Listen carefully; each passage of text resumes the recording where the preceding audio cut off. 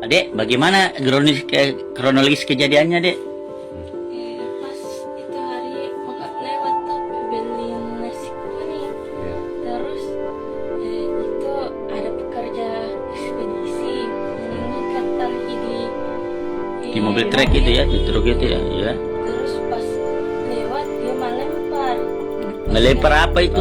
Tali. Tali ya, tali pengikat berarti ya. Nah, terus Terus pas kena di kaca setir juga terlilit di situ.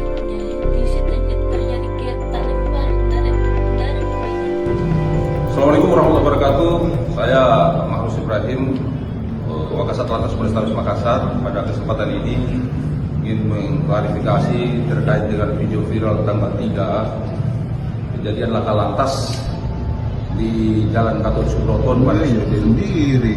Di mana kejadiannya tanggal 3, tanggal 4 dikeluarkan laporan polisi berdasarkan laporan dari keluarga korban, sehingga personil sudah melakukan penindakan penanganan di lokasi.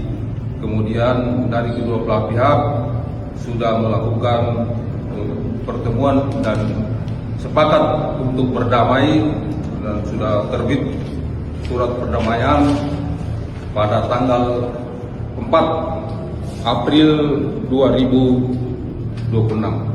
Jadi tidak ada sesuai dengan video viral bahwa tidak ditangani.